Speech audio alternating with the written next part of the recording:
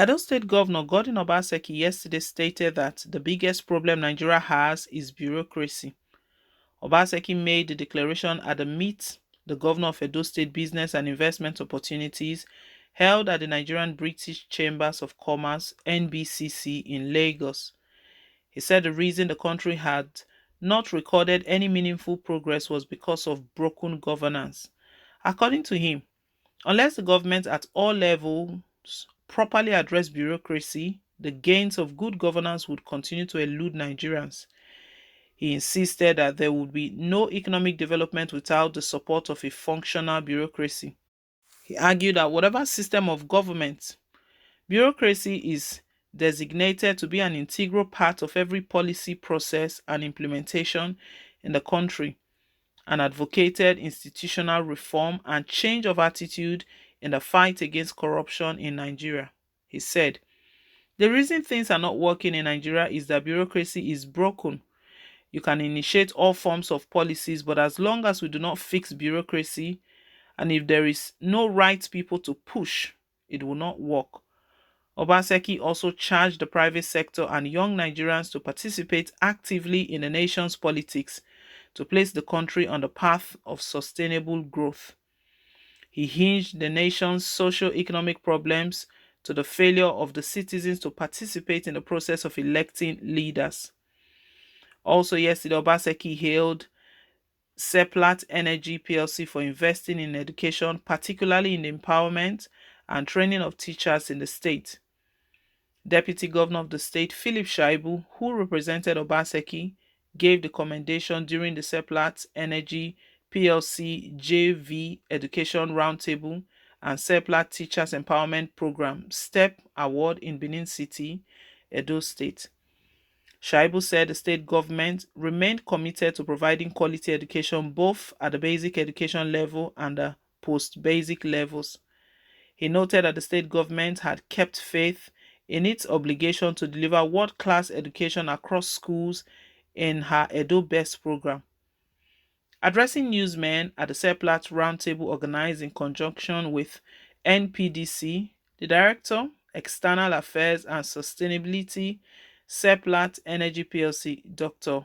Choma Nwachukwu, who represented the Chief Executive Officer, Executive Director, Seplat Energy PLC, Roger Brown, said the firm had supported 214 teachers from Edo and Delta states with empowerment opportunities to promote and enhance coordination and delivery in the teaching profession.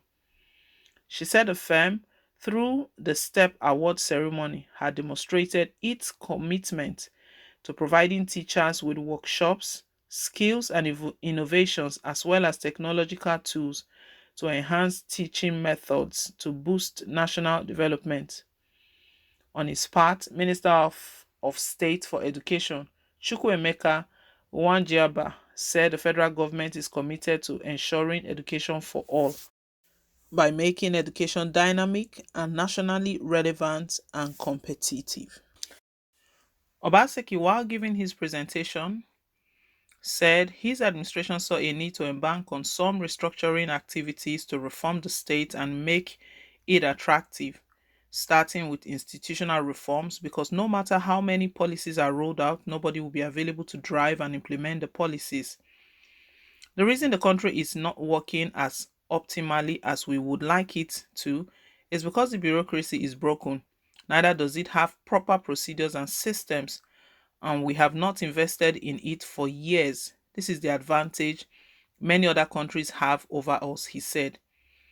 He added that making progress starts with the foundation because if it is faulty, it has consequences and implications for opportunities. Crisis in Nigeria is not the shortage or lack of laws.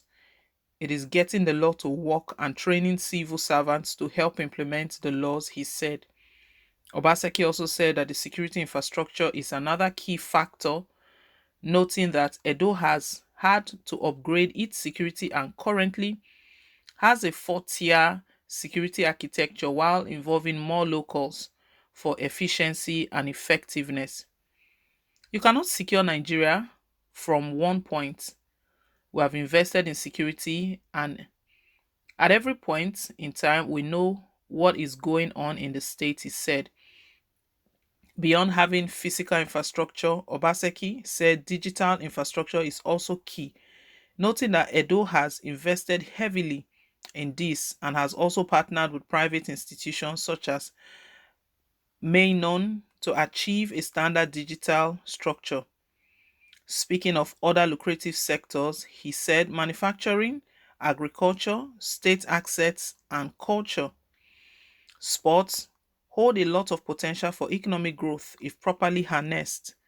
He assured investors that the state is willing and able to provide the necessary tools, documentation, and resources to help investors. We need to partner, and it's best to come in at an early stage. I'll be very keen to work on food processing where there is money to be made and agriculture is a low hanging fruit, he said.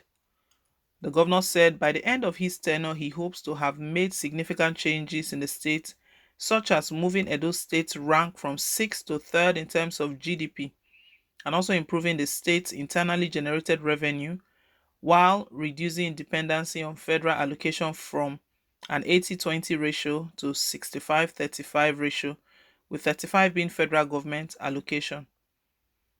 In her address, BC Adeyemi, president of NBBC, said the chamber is the foremost bilateral association and since its establishment has aimed to promote and increase trade and investment in Nigeria, an action which birthed discussions that revolve around showcasing investment and business opportunities in the country.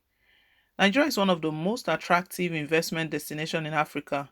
We believe that this is going to provide a good opportunity for people to identify opportunities for collaboration with Edo State, she said.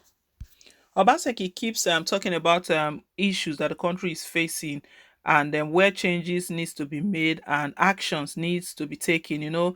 It's more than just talking. It's more than just talking, but getting to work, and it's more than just leaving the policies in the book. They have to come out to work. Obaseki is talking about the major issues the country is facing. He talked about broken bureaucracy. Very correct.